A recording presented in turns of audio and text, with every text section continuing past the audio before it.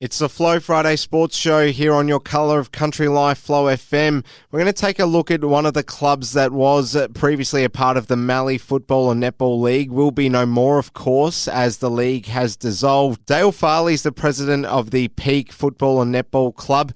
Great to get you on, Dale. How are you? Yeah, good, thanks, Phil. Yep. Now, Dale, a lot of success for Peake this season, and probably a case of getting right towards that final hurdle for both the football and netball, but not quite being good enough on the critical days in the climax of the season, but a very strong showing overall. So we'll start with the netball. The A-grade girls making it all the way to the grand final, losing to Karoonda on the day, but they would be super pleased with their efforts after a second place finish in the netball A-grade. Yeah, very happy. I think they had a bit of a topsy-turvy season because my wife plays A-grade netball, so I hear all about it. She said they started off quite well in the year, and then I think during the middle of the year they had a lot of injuries and quite a few people away and what have you, so they scraped through the middle of the year, and then, I don't know, I think I'm correct in saying they may have, if they lost one in the last round, that'd be all about it, but they had a really good run up to finals, the A grade, and then just couldn't quite get the job done on the day. But I think, Karoonda and Peake had some real good tossles during the year, which was fantastic to see. I think we had the B grade, C grade netball all in the prelim as well, which was fantastic. Yeah, third place finishes for both the B grade and C grade as well. So a very strong showing across the netball. Can you just bring us in on the juniors? They obviously always competitive, and it was good to see that they made the 13 and unders made finals too. And we also had the 15 and unders finishing in fourth. So overall, the netball side of things with the Peake Football and Netball Club really healthy at the moment. Yeah, they did quite well, to have all those grades in the finals is absolutely fantastic, because I know, like any club at the start of the year, sometimes you go, how are we going? And then to get that job done was really good, and credit to all the coaches and all the people involved to get all the girls to where they got them to. Now we'll switch our attention to the football. We'll start with the senior men A grade. They finished third, so a very strong season for them. Just bring us in on exactly how the season unfolded for the A's. Yeah, well, we jumped out the gates, I think, and probably surprised quite a few as to where we were at. The season was looking really good there early on, but which I always say that you want to win as many games as you can early, because it can get hard towards the end, and that was critical for us to get to where we were, winning all those games early. We had lost our ruckman for quite a bit during the year, which probably hurt us a bit with injury, and then we lost the runner-up in the male medal, George Dutton. We lost him for the last 3 games in the finals campaign, so when you lose 2 of your best, it does have a big effect on your finish, but the boys still rallied hard and made a prelim, and which was really good.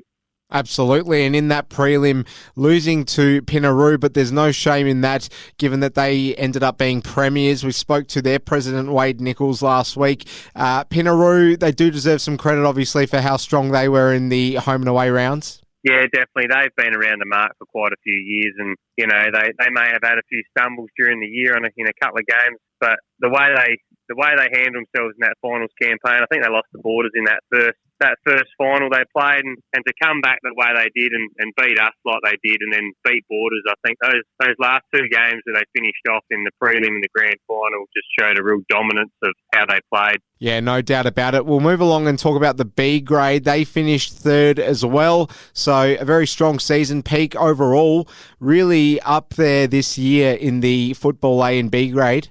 Yeah, well, we had the A grade football, B grade football, and the junior colts, and then all those netballs all made finals. And I think the A grade footy and the junior colts both played in that prelim final at Peake. So we hosted that final, and we had A grade football, junior colts, A grade, B grade, and C grade netball all playing on the day we held the prelim. So that was a huge effort by everybody at the club to get everything organised and get all the teams to where they were. And unfortunately, we couldn't get as many as we would like into the grand final, but sometimes that's how it is. Most certainly. You obviously oversee most things as the president, if not all things.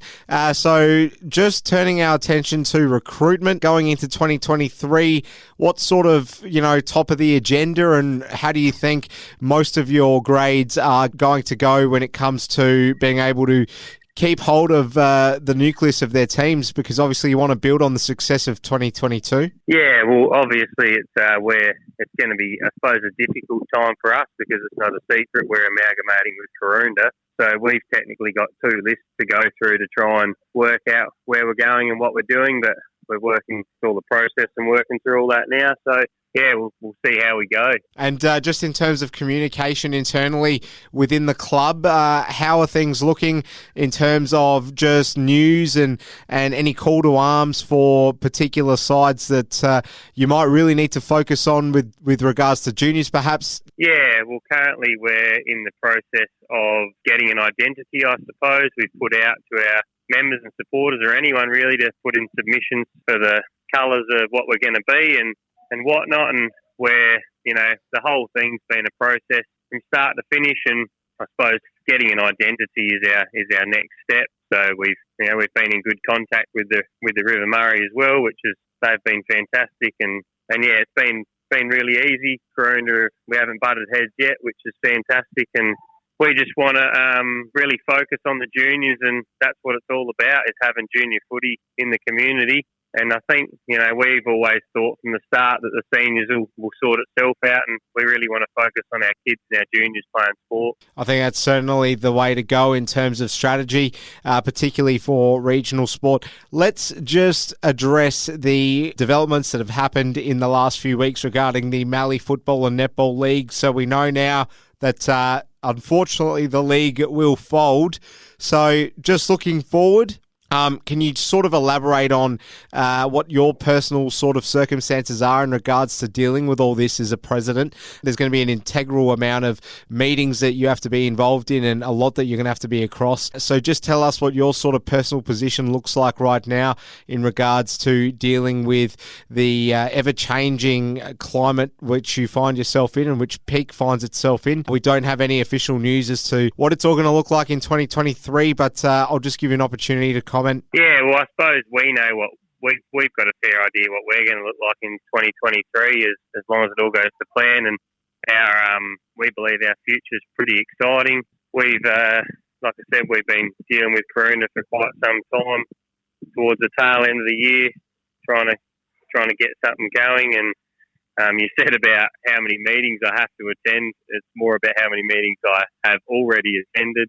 I know my wife's probably sick of football already, because I guess all of this stuff's probably consuming a lot of our lives at the moment. But we don't mind putting the hard yards in, because, I've got 2 kids and my brother-in-law's got 2 kids, and I know Ryan at Karoonda's got kids, and that's what our focus has been from start to finish, and that's what keeps you going, is that all these kids are going to hopefully be playing in the right age groups with a good amount of kids and full sides, because at the end of the day, if you don't have juniors at your club and you don't have full sides with your kids, they've got nowhere to play, and you're probably nearly in trouble, aren't you? I guess as a whole, we're excited about our future and where we're tracking, and it's all positive. Well, we certainly look forward to seeing how it all looks. Dale Farley is the president of the Peake and District Football Club, soon to be the Peake and Karoonda Club. We'll check in with you again down the line, Dale. All the very best with everything going forward, and congratulations on the season that was in 2022. No worries. Thanks, El. Dale Farley, the Peake and District Football and Netball Club president, is going to be a busy man in the coming weeks, you would certainly expect, and we thank him for his time. Well, up next here on the Flow Friday Sports Show, we're going to take a look at Oyen Lawn Tennis and the Oyen Lawn Tennis Club. It's getting into gear for the upcoming 22-23 season, and Tracy Lawson, who writes for the Northwest Express in Oyen, you hear her quite regularly on the Country Viewpoint, is going to tell us all about how things are shaping up and a little bit about the history of the club as well when we return here on the Flow Friday Sports Show.